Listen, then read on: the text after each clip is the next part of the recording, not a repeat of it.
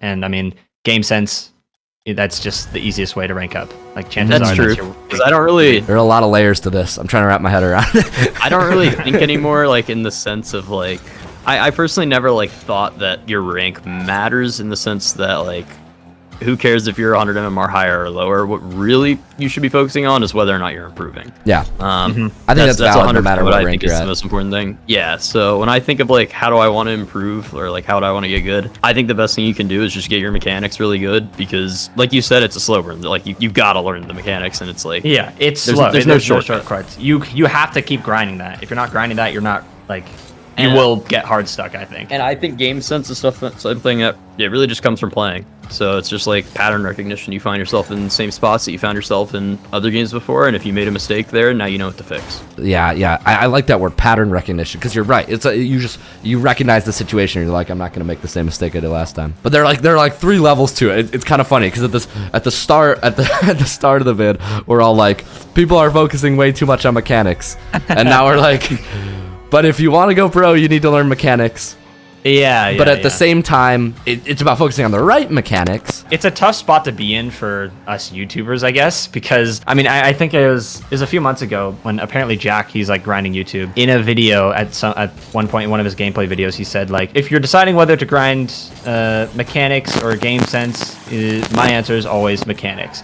And I was like, yeah, that makes sense. He's a professional player, you know. And we kind of just covered why that is. If that's your goal to become a professional, then yeah, I'd agree with that. But I got so many people messaging me like, see, he disagrees. But it's like, no, he's talking about something completely different. I mean, I'm making videos to try and help people rank up. And if that's what your goal is, then which it is for most people, then you know, game sense is like that's a shortcut. You know, It's the easiest way. Yeah. yeah, it's the easiest way. It's the easiest way to rank up is improving your game sense. But if you're going long-term grind to go pro, then you have to train mechanics. So the long term is like, look, ultimately, if you want to be able to compete, you have to have the speed, right? You have to have the speed, you have to have the consistency, and that's just it takes reps, it takes time. Yeah. The biggest misconception is mechanics are not a shortcut. If you want a shortcut to ranking up, don't grind mechanics. It's actually 100%. That is Yeah. not a shortcut. start moving back post. That is eh? a long route. Start going back post.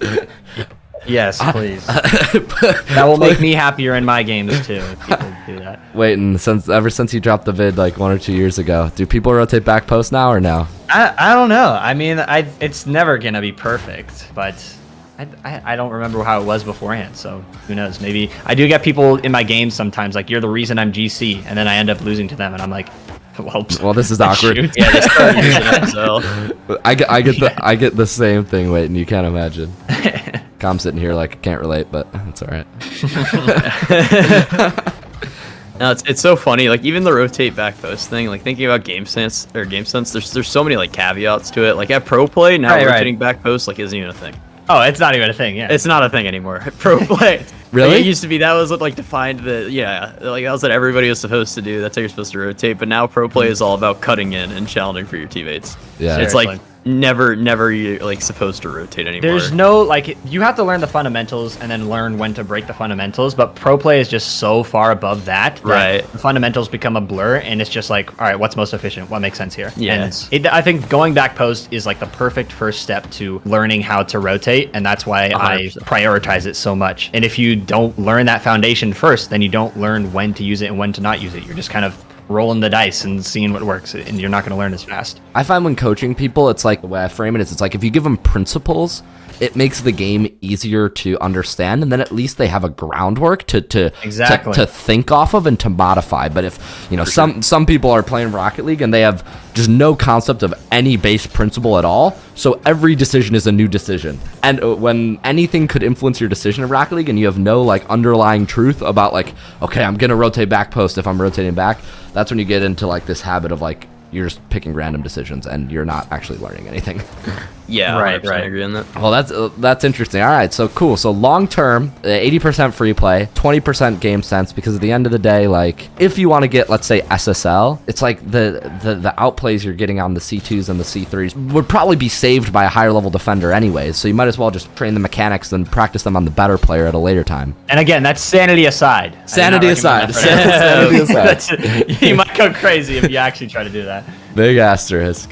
Well, some people love free play. So, like, to some people, maybe it's reassuring to hear, like, somebody say, like, if you want to get to the top, mechs are important. I think this season, like I said, I haven't been playing much ranked this season. I probably have spent 80% of my time like this season in free play. That's kind of surprising to me. Was it always that way when you were like in bubble as well, like in the bubble scene and on the way up? Not as severe. I've never been like huge into ranked as much as other people. Especially, I think it's largely because as a pro, I have access to like professional scrims, you know, and it's like I'd get so much more from those, and they're a lot more fun, so much more valuable. And then it's like I also at the same time we have like a very particular style and stuff that we work on as a team, and I'm not going to go play ranked and fuck up my play style and stuff like that. Yeah, spot on. Am I supposed to swear? My bad. Nah, you're all good. All right, so no, that's super interesting. I love to hear the different positions because I think it's always hard, especially when you're talking when we're making YouTube like when people watch YouTube videos. Oftentimes there's a disconnect between the person watching and the person making the video, and it's tricky because sometimes I'll make a video and I try to be clear like this tip or this advice that I'm giving is meant to apply to Diamond, Champ, and GC players specifically, and then higher rank players will tell me, oh, this is no good, this makes no sense, I'm way better, listen to me. Yeah, and I'm like, oh my god, it all and it goes the other way, and vice versa. Yeah, I remember when I first posted the back post video, I got like SSL didn't exist back then, but there were like GCs telling me like, dude, this is not good, don't be telling like this would never work, blah blah blah. And it's just like, this video is not made for you, all right? So do you think there are like certain checkpoints that people have to hit? Like, it'd be probably good to learn this first, it'd be probably good to learn this second, or is it more just like, might as well just train it all and just get started early? Like we said at the start, like I think it's the basic mechanics that matter. Like, so I think learn the basic mechanics and up until you get like GC, and then maybe you gotta learn to aerial at that point. I don't know. And then at that point, it's probably restart. Maybe learn to aerial at GC. Wow. Maybe. Thoughts, waiting. I think you can learn to aerial before GC. I'm gonna go out on a limb and say, you are allowed to learn to aerial. Yeah, of course, but don't go overboard with that, is what I'd say. I think learn how to fast aerial, of course, and learn how to hit the ball hard in the air, but don't learn how to flip reset. Please, I swear, flip reset has ruined the game. Everybody that I've met, like below GC or even some in GC, are just obsessed with flip resets. Seriously, bro. Actual obsession. Like it's crazy. Like that's how they define whether you're good or not. Is like if you can flip reset or no. They're not even good resets as well. It's just like, no, do you obtain a reset? Do you obtain? It's pretty much, do you hit the ball with all four wheels? And it's like, okay, you must be insane at the game or something. Oh my god, it's ridiculous, dude. I remember I made a video like testing if people could tell the difference between a grand champion in SSL and a pro, and like people sucked at that. Dude, I did like a Kahoot. I remember they can all flip reset. They're basically the same skill. Like Turbo Pulsa as a grand champion. I remember you had Turbo in there. Yeah, dude, they guessed me as like higher than Turbo Pulsa, and it's like, dude, this maybe that's the truth. Sense. That's what I was like mentioning earlier. Like I watched that video and it was like, that's what I was talking about, like the subtleties that you don't see like when you watch pro play. Is he's not going to make a mistake. He has perfect recoveries. He's able to do all of the basics extremely well. But he didn't flip reset. But he didn't hit a flip reset. So that's why people guessed GC. They probably would have guessed Champ, honestly. Yeah. That's funny. It's funny. But hey, it depends on how you look at it, because for the people watching who are tuned in, they know don't train flip. While everybody else is training flip resets, they're getting distracted. They're getting blinded by the light. Meanwhile, whoever watched this video is going to go practice flicks, and then they're going to dominate. And they're going to come back and leave a good comment. For sure. Also, musty flicks, too. People are obsessed with musty flicks. Yes. So true. Yeah. So true. Off the wall stuff is actually kind of cracked in pro play. People are doing that so much now. Yeah, oh yeah, the off-wall musties. Yeah. Well, because the lift you can get on the ball, and then you can continue flying vertically as well after. It's like the perfect transition. Yeah. I didn't think it would be so competitively viable, but it actually is. I saw the potential. I've been practicing this for years. I've probably been practicing the off-ball musties specifically for at least 2 years now. Because that's scoop, crazy. Man. Ahead of the curve. Yeah, you just get so much power with it. Right. And you can follow it up as well. You get like a nice height change. You can follow it up. It's always the funniest part too in pro play. It's like the same thing that happened with flip resets too, to where like, people like go for a flip reset and then fake the flip reset. And then it went where people go for the reset, fake the flip reset, and then go for an air dribble. And then they faking the reset. And it's like, there's so many mind games like that. It goes back and forth, man. Now the same thing has happened with like the off-ball musties. Like you can just fake going for a musty and then land, and people will defend the musty. Yeah. And then you just start a dribble and you're like right next to the net. Yeah. And then it eventually balances out to where it's just like kind of like ceiling shots, I guess, where you just like either figure out how to challenge them and shut them down early. And I feel like ceiling challenges are kind of a way to do that. And even then, like you kind of learn, it balances out where like half the time they do like an early ceiling shot, half the time they do a delayed. And I mean, even in today's pro play, you don't even really get the chance for that. But yeah, it all balances out. You know, it might be like super crazy at the start, but it'll reach some equilibrium until like another crazy mechanic comes out. Okay, well, I have a couple specific hot topics, so we just go rapid fire to close this one out. Speed flips, necessary, not necessary. I would say once you get like GC, you should learn them probably, but they're also really easy to learn. Like I feel like just it's one of those like a half flip where you just have to grind it out. Just hold arrow right or left, and then do like a reverse half flip, and boom, that's it. And then all you have to do is you have to practice getting it down. The precision is the hard part with it. The precision is. I remember I could do a speed flip pretty early on, but like learning to get it really precise and everything to like be able to use it on a kickoff or whatever, and like be fine consistently. I remember practicing that on kickoffs. I lost so many kickoffs before I like actually got comfortable with it, you know. So you can definitely learn it quick, but the precision is the hard part. Yeah, I think just spend like 30 minutes to an hour a day like practicing it, and then you're time, but it's worth it though. You think it's worth it? Like something that people at like should... the GC level, I think you should.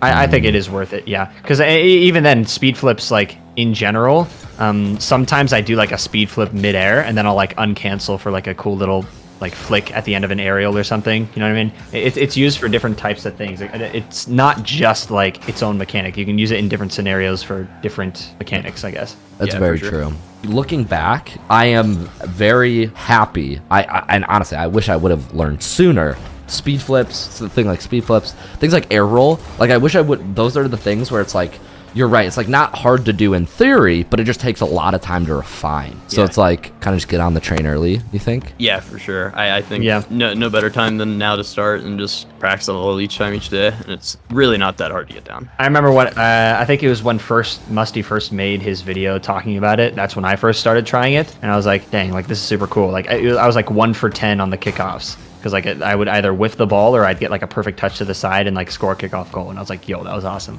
Yeah, that's kind of what motivated me to do it. Nowadays, speed flipping is just like a normal thing, so you can't really do that specific thing anymore. But you kind of have to keep up. You kind of have to speed flip not for the sake of getting an advantage, but to keep up with everyone else. I also think it's like half flips or wave dashes. The reason why I think it's so easy to learn is because it's like a separate mechanic without the ball. It's just car control. Like.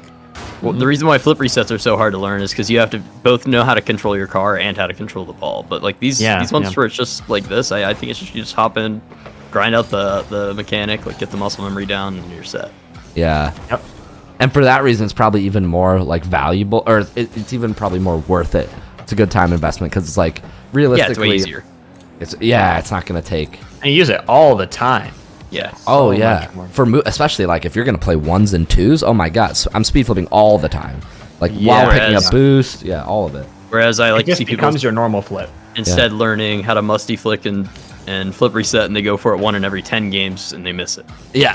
Like that's why I value like the recovery mechanic so high, is because you're gonna wave dash, you're gonna speed flip, you might half flip most of the time in like almost every game. I think resoundingly, like everybody I talked to, they're like, yeah, recoveries are super important, but I don't think people actually realize like the scale. Like no matter what mechanic you go for, you're gonna be recovering after the mechanic. So like, of course. People put in, 10 times the amount of time on air dribbles, and recoveries only happen, and they happen literally 10 times as much. One thing I did realize in the 30 days of playing with pros is just like the overall speed and recoveries. People think recoveries just means wave dashes and half flips. Oh my god, no. There are so many aspects to recoveries. Like, can you land on the wall properly? Can you hold power side for the right amount of time? Like, are you super efficient with your turns? Get the small pads on the recoveries too. Yeah, like that's stuff. Yeah, I'm sure that you've seen, like especially like in the twos lobbies you've been playing in. If somebody overcommits out of the game, you don't just get the chance to catch the ball and go dribble their teammate. It's like they're instantly on you, demoing you. They're back. It's like insane. Counting from behind. Yeah. And that's the thing where it's like, because if you have the mechanics, then at that point you can teach the game sense. But like if somebody's just out of the play forever, it's like they might know game sense wise what's the best decision, but you just can't get away with anything because you have no mechanics. Yeah. Okay. Next topic. I think we're all in agreement. Warming up, necessary or nonsense? I think it's to your individual preference. If you feel like you want to warm up or you need to warm up, I think you can. I personally sometimes don't, but I think it's personal preference. Okay. Do you warm up for RLCS, right? Yes. Okay. You don't risk it there. You don't risk it there. Some teams don't. Really? Some teams don't. Who? No way. I don't know if I should be saying it, but Yeah, we you did. don't- No, have to yeah, say it. fine. Yeah, okay. My answer, I think, is absolutely necessary. It's just a matter of how much you care. Warming up will always be helpful in my eyes. It's just a matter of how much you care. For me personally, I play ranked for fun, and even then, even if I was like, well, I wanted to grind ranked, at the end of the day, it's just ranked, and it's not that big of a deal. So I might do like a little free play warm up or something and then go in. However, if I'm prepping for something that actually matters, I'm gonna do my full-on morning routine, you know, go for a walk, make sure I'm eating right and everything I possibly can, because I did that for a week and I am 1,000,000% convinced that makes a massive difference. So it's obviously gonna be different for everyone, and not everyone should have the same warm-up routine or morning routine, whatever, but that is no joke. That makes a massive difference, at least in my performance. So I agree. I think whatever you're doing, you should just be consistent with it. So that way you're always in the right headspace whenever you're playing. That's one thing, like, in particular that we focused on, like, a lot, like that V1 specifically is focused on with hiring us a sports psychologist and hiring us like a personal trainer, stuff like that, is if you feel good, you play good.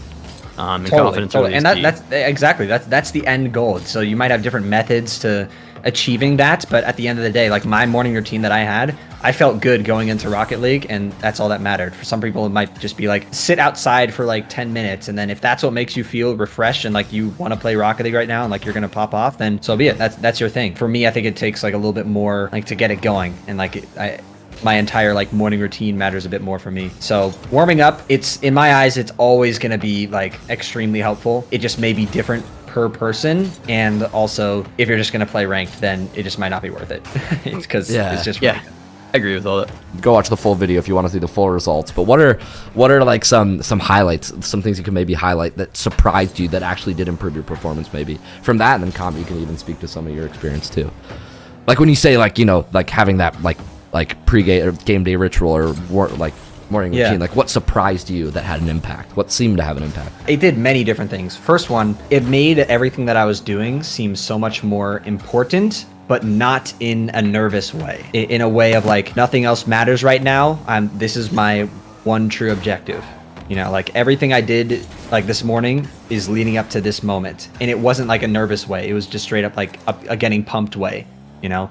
And I just used it in ranked. You know, it's like I wasn't prepping for RLCS, but it's still like it put me in that mindset. Like everything I did this morning had a purpose for this. Let's make it count. You know, it gave a purpose behind it. On top of that, it just straight up cleared my mind. I had a productive morning, and for me, personally, when I'm productive, it kind of justifies whatever I'm gonna do next, like whether it's productive or not. You know, because I've already been productive this morning with this, and I genuinely believed I was productive. So now I can just focus on this, and I don't have any other worries. You know, I can set my phone aside. I already took care of everything, took out the trash, whatever it is. There's nothing else on my mind. All I'm focused on is my screen right in front of me.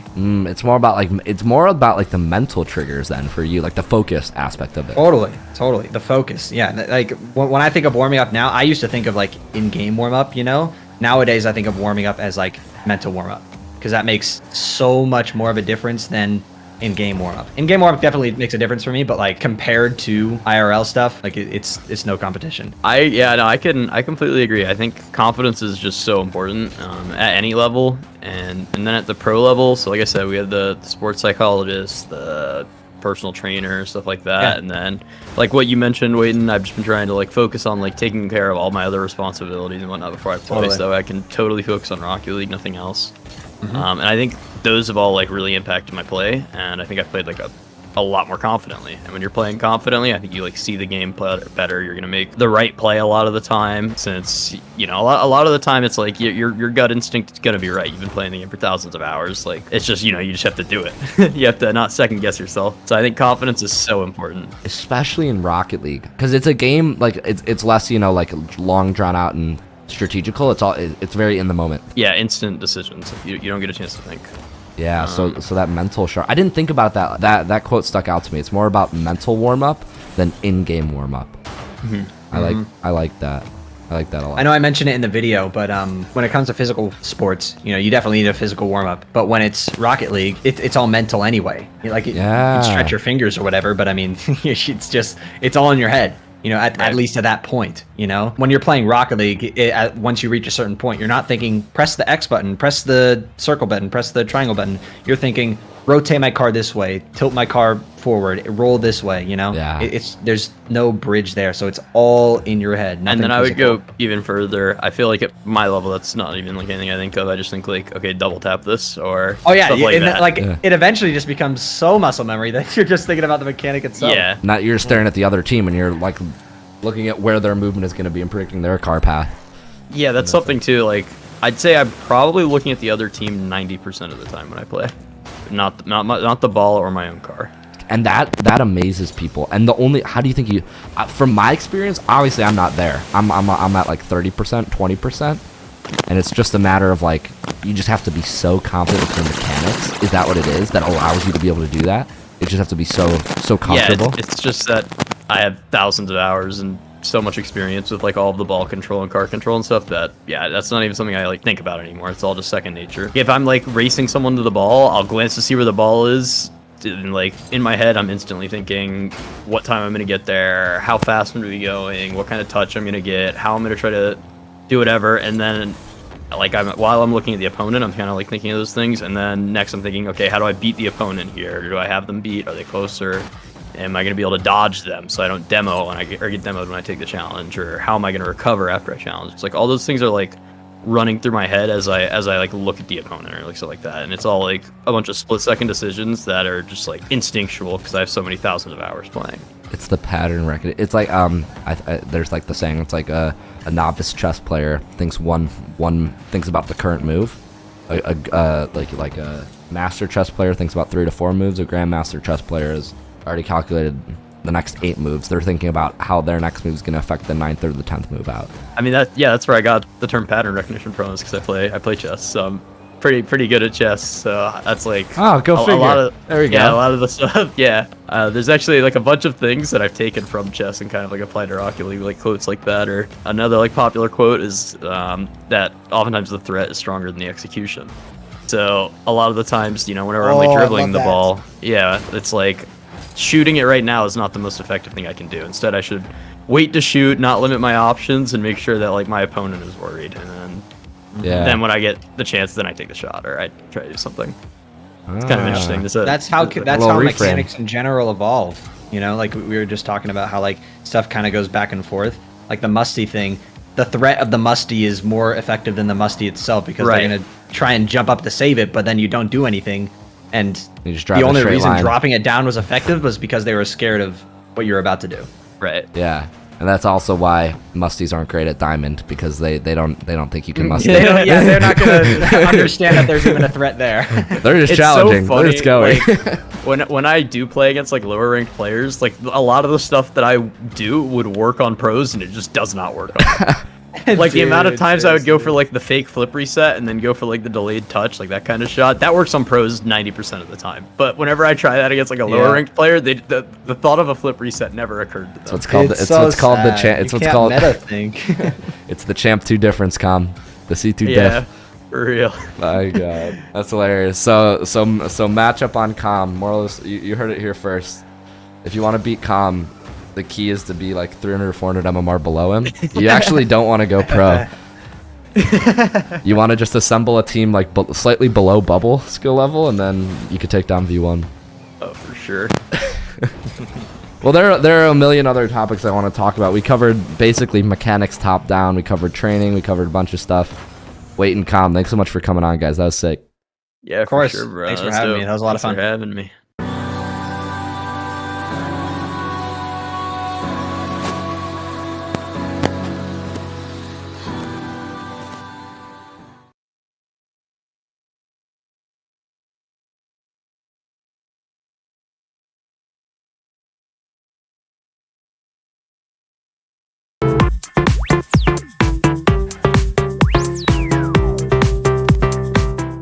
Wszystkie pachy zasługują na najlepszą ochronę. Szorstkie, ogolone, z plamami. Wszystkie są piękne i każda wyjątkowa. All right, so you want to learn 2v2. A lot of people think 2v2 is all about mechanics and solo play, and for what I've seen, that's absolutely wrong. I've been maining 2v2 for over a year now, and so today we're going over my 3-step patent pending process to rank 2v2 that will make this game mode free low.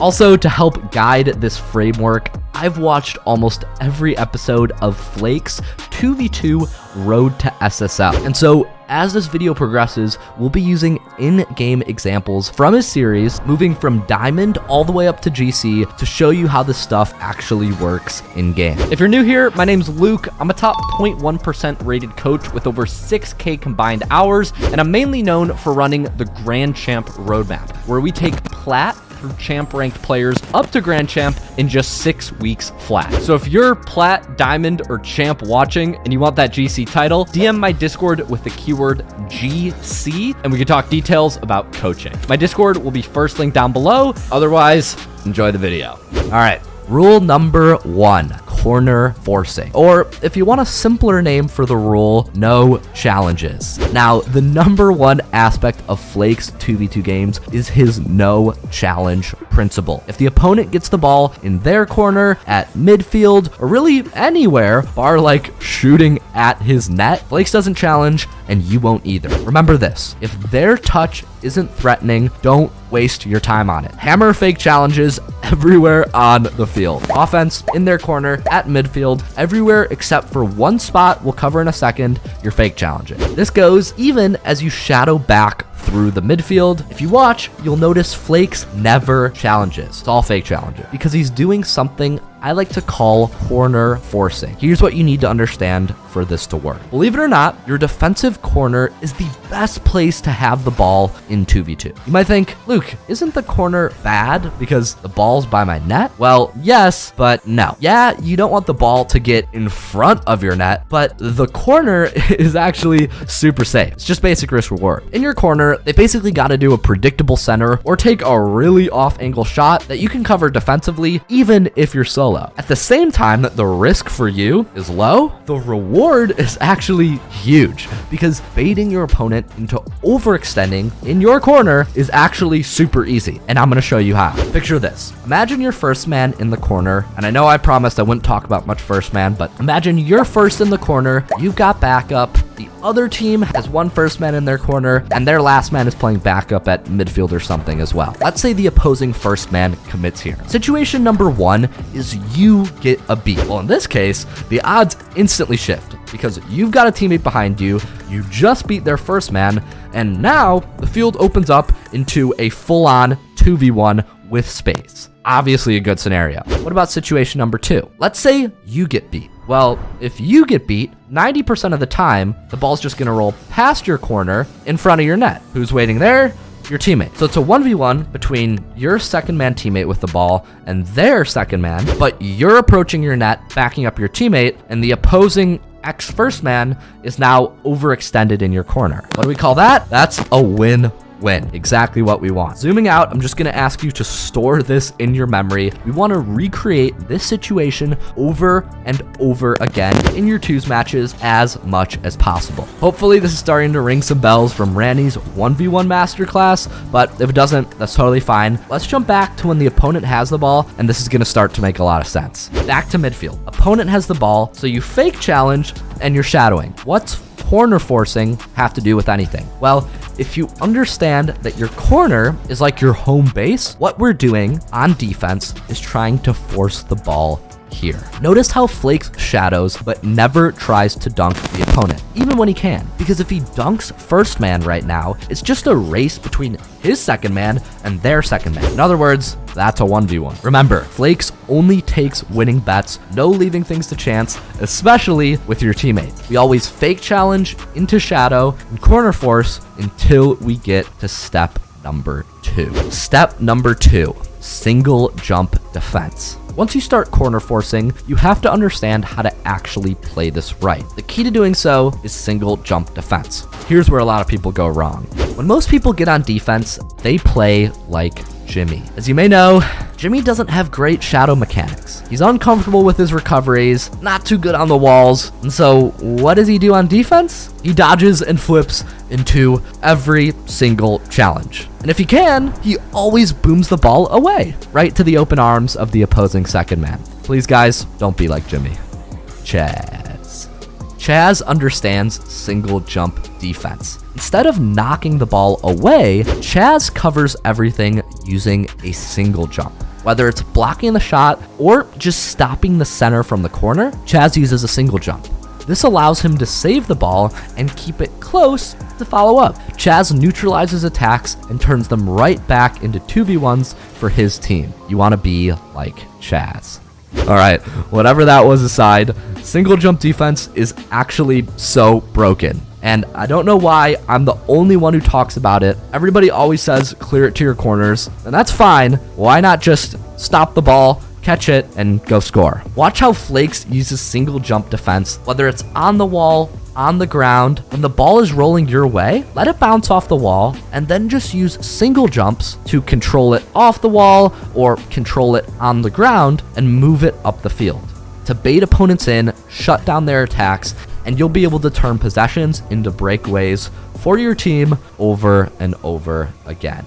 Step number 3, advantage offense. Now that you understand corner forcing and single jump defense, it all comes full circle with advantage offense. Advantage offense is all about this idea that we're not trying to actually score. Yep, we're not trying to actually score. We're just trying to set up 2v1. Let's go back to where we left off. So you just played single jump defense after you corner forced and baited the opponent in. Now you've got the ball and it's a breakaway. What do? Well, let's go back to our friend Jimmy. As you know, Jimmy gets nervous when he gets the ball. He still thinks ground to air dribbles are really the only comp way to score. When Jimmy gets it, he usually spends 3 to 4 seconds deciding what to do and eventually just decides to go for the breezy flick anyway. By the time another 3 to 4 seconds has passed, he's managed to get the ball on top of his car. That's about the time he gets demoed.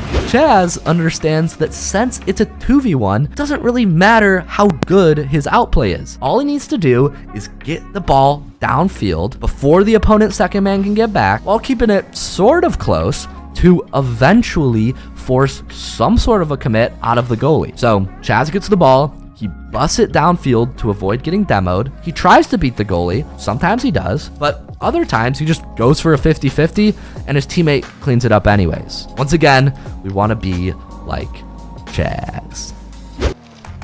Beer, please. Beer, please. There's like 60. Which one do you want? I'd like to talk to the manager. Hi. Anything I can do for you? Oh, you only have 500,000 power in Call of Dragons? Don't be such a jerk. My boyfriend is an alliance leader. He has 5 million power. I've reached 30 million. How'd you do that? By selecting the right faction. I started with Wildeburg, an orc faction. They have physical damage and siege speed bonus. Point is, the way you should convert a majority of your goals in 2v2 is just by stacking the odds in your favor. You only play defense with 2 people. That way, you always have a double layer. And you switch on to offense when the opponents only have 1 defender. Wouldn't it be so much easier if you got to play defense with 2 people at all times and attack 2v1? Obviously, sounds simple, but go watch a replay of yours and you'll see that you're just trying to force flicks when they have 2 back over and over again. When I tell this to people, it's like I'm opening the gates. Seriously, help yourself out and stop making 2v2 so complicated. Of course, we're gonna start to cover some more nuanced tips to make this stuff work in a second, but hopefully the groundwork is starting to set in for you right now. In order for this whole thing to work like a cycle, remember, step 1 leads into step 2, leads into step 3,